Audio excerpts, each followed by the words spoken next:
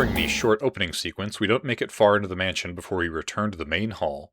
We're given the opportunity to discover some sinister locked gates under the grand staircase, then we're cut loose to explore.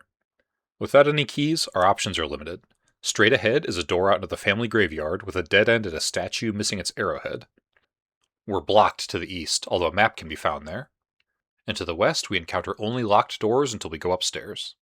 If we fully explore, we'll find 4 doors locked with a sword symbol, 2 with armor, and 2 with helmet.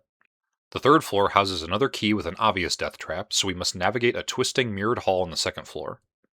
At the end is the arrowhead, and placing it in the graveyard leads us to the sword key and a clue about 4 death masks falling into place.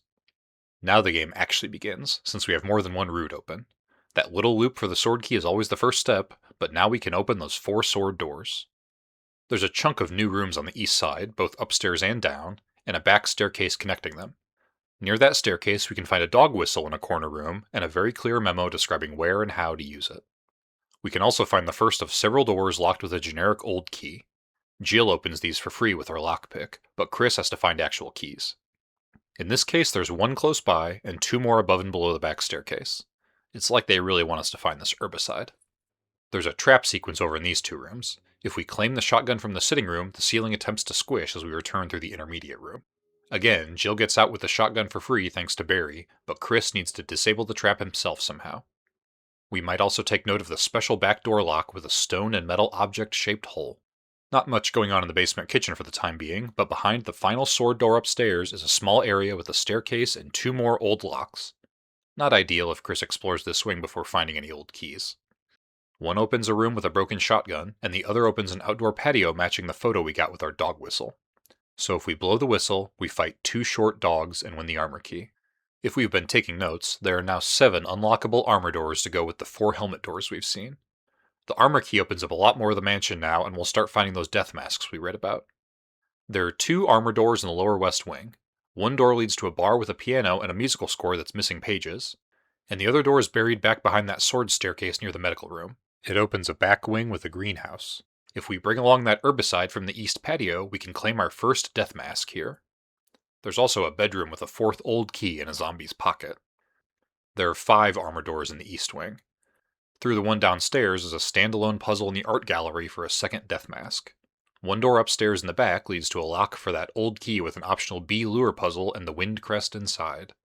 Another door nearby contains another standalone puzzle rearranging statues for a 3rd death mask. One door leads to a different outdoor patio with a grenade launcher for Jill. And finally, one door leads to the attic area where we can find the missing musical score hidden in the back room and meet Richard, who has been envenomed. To optionally save him, we'll need to cross back to that west staircase medical room for the serum and return in under 5 minutes. The door beyond him is locked with the rare shield key, but if we repair the musical score so one of the women can play the sonata written uponst, we can get an emblem to finish a couple puzzles in this area and get the shield key. Back in the attic, past our first big boss encounter, is the 4th and final death mask. If we place the 4 masks in the graveyard crypt from before, we receive a stone and metal object. It'll fit nicely in that stone and metal object-shaped hole, so once we've completed our other pilfering, we leave the mansion for the great outdoors. But first, this shed. It has 2 ways to go, but really there's just one. The garden area opens with a dogfight, but closes off quickly with a malfunctioning lift and some sus water preventing much progress. So, forest path it is. Halfway down we have a chance to swap our wind crest from the mansion for a magnum, if we grabbed it. All the way up the path is a distant cabin, and we know someone cranky lives here because we find a crank inside. We can lug it back to the garden and crank that water to cross over to the working lift. Down in the lower garden, we can sort of see the malfunctioning lift would have deposited us over here, and while the pool is drained, the waterfall blocks an apparent tunnel ahead. Thus, we'll need a battery to repair the lift so we can get down here while the pool is full. Luckily, there's one other available path past the waterfall to the residence neighboring the mansion. This dormitory building is a contained puzzle sequence that's a simplified mini-mansion. It's got a front half and a back half, with this hallway as the recurring choke point where we need to push a crate or get whacked by tentacles. The doors are clearly labeled, but this time the keys are all one-offs. There's a red book in the rec room, and the hallway is buzzing with activity. At the end is room 2, with a key for room 1 and a ladder to an underground shark tank. We can't do anything productive down there until we get the control room key from the front of the house, and then there's more box pushing. Down in the control room is a puzzle we must solve under pressure, and then we walk among the sharks to a gallery key at the end with a big flopper next to it. The gallery is the last bit of the residence, and the room 3 key is just down the hallway. We can't get to it safely without taking the insecticide spray around the way, since there's bees in the trap. Room 3 opens the way to the resident boss, but we can choose to make our life easier by mashing the lab keypad until it opens and mixing some V-Jolt. Instead of fighting the boss directly, this can be poured in the security room of the Aqua Ring to kill it from below. Either way, in the boss room, our reward is the helmet key, and a signal to return to the mansion. Traversal now changes slightly in the sense that dangerous hunters appear in certain rooms. There are 4 helmet doors of note. On the second floor, we can open the taxidermy room with a couple gemstones. The red we'll need soon, but the yellow, and the blue gem hidden in a statue we can push off the 2F dining room balcony, we can exchange for items at the tiger statue downstairs. We can also finally open that door past the death trap on 3F and enter the library, where we fight another boss for a medal. Outside the library, in the nearby storeroom, we can find a battery for the garden lift. Off the main hall is an orb-gazing room leading to a jewelry box we can puzzle open for the emblem key. This finally opens the ornate office near the courtyard exit with a metal object. This would be perfect for a stone and metal object-shaped hole if it had some stone on there. There's one last door on 2F West with a squishing walls puzzle that hides another metal and a drop to the basement. Here we can power the elevator on and head up to the 3F hallway that way. Let's just say it behooves us to take both paths for both metals before we haul our new battery out to the courtyard lift. Then we can repair the lift, crank that water, and pass beyond the watery veil. These tunnels are another contained sequence that's fairly guided. We can't go beyond this hallway until we find Enrico and another crank in the other direction. The crank lets us crank that hallway, watch that rock, walk into a spider den, crank that hallway, watch that rock, and get a chunk of RoboCop. After a short puzzle. We combine the cylinder with the shaft over here and repair this lift.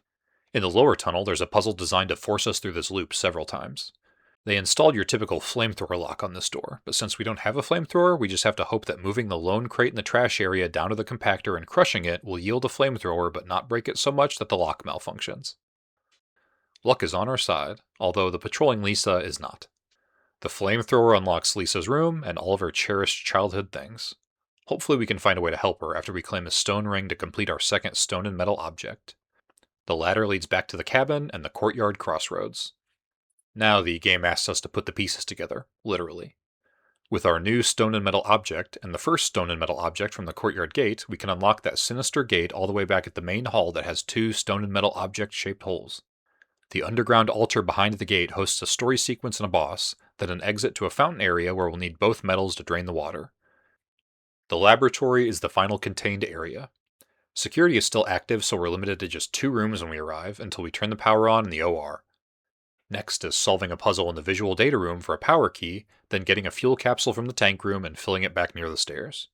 We then carefully walk the fuel from the filling station to the tanks without disruption to power the final lift, retrieve the master key from the B4 lab, and escape out the emergency exit to the helipad. Here we have to fight one last time until our violence causes silence and a chopper were taken. There's one additional challenge if we want to save the character we didn't pick. We need to use 3 MO discs at the 3 Gamecubes around the lab to open the cell during the emergency escape. 2 MO discs are found near the visual data room, but the third is from the tiger statue in the mansion and requires inserting the yellow gemstone from the taxidermy room. If we didn't get it back then, there's no going back now. Speaking of such things, the game has a few different endings. Jill encounters Barry throughout the story, and during the encounter with Lisa, she can give him his gun back or refuse. If she refuses, or Lisa goes ham, he dies. He can also die while fighting the final boss. Chris encounters Rebecca, and when he retrieves the emblem key late in the game, he'll be prompted to rescue her from a hunter upstairs nearby. If he refuses, or again the final boss fight, she dies. So as either character, we can carry 0, 1, or 2 other people into the ending. It doesn't matter what happens with Richard, and relatedly, if Chris gets envenomed during his snake encounter, we get to control Rebecca for the emergency trip across the house to get the serum for him. And yeah, that's basically it. There are unlockable costumes you can change into in New Game Plus using this special closet over here, and by beating the game quickly, you'll unlock more difficulties, including one with invisible enemies and one with an explosive soldier boy. And now you have what it takes. Thanks for watching.